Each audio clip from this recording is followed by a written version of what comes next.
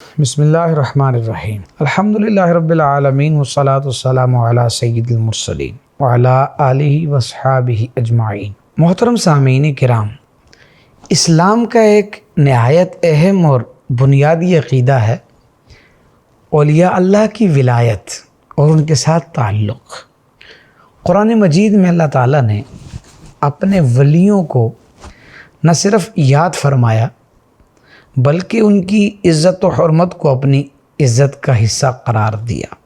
ارشاد باری تعالیٰ ہے، الا ان اولیاء اللہ لا خوف علیہم ولا هم یحزنون۔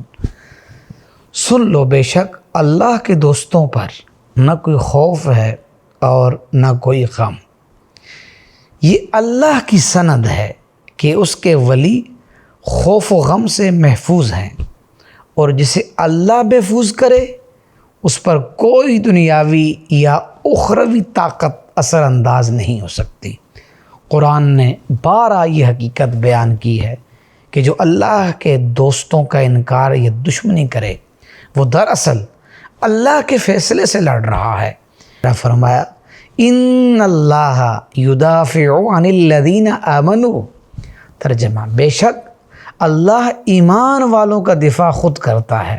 یہاں سے واضح ہوا کہ جو ولی اللہ کا ہے اللہ خود اس کا محافظ ہے، اور جو اس کے خلاف اٹھے اس کے مقابلے میں خود اللہ کھڑا ہو جاتا ہے۔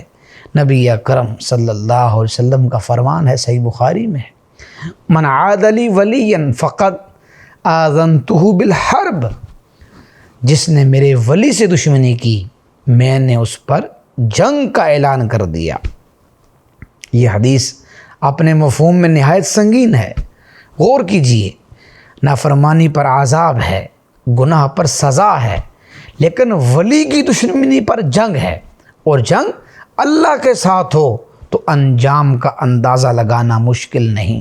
امام غزالی لکھتے ہیں، ولی کی مخالفت اللہ کی ناراضگی کو دعوت دینا ہے۔ امام رازی فرماتے ہیں، جو ولی سے بغض رکھتا ہے دراصل اللہ کے انتخاب سے بغض رکھتا ہے، کیونکہ ولی کو اللہ ہی نے چنا ہے۔ اعلیٰ حضرت احمد رضا خان کا فرمان ہے، ولیوں کی گستاخی ایمان کے چراغ کو بجھا دیتی ہے۔ ولی کے مخالف کو دوہری سزا ملتی ہے، دنیا میں عزت جاتی ہے، ذلت مقدر بنتی ہے، مال میں برکت ختم ہو جاتی ہے، دل سے سکون چھن جاتا ہے، لوگ اس سے نفرت کرنے لگتے ہیں، اور آخرت میں قیامت کے دن اللہ کا غضب اس کا استقبال کرے گا۔ پل صراط پر کوئی سہارا نہ ہوگا، شفاعت مصطفیٰ سے محرومی نصیب ہوگی، اور بالآخر جہنم اس کا ٹھکانہ ہوگا۔ ولی سے دشمنی دراصل اللہ کے فیصلے سے لڑنا ہے۔ ولی کی مخالفت اپنے ایمان کو برباد کرنا ہے، اور ولی کی بے ادبی اللہ کی رحمت سے دوری ہے۔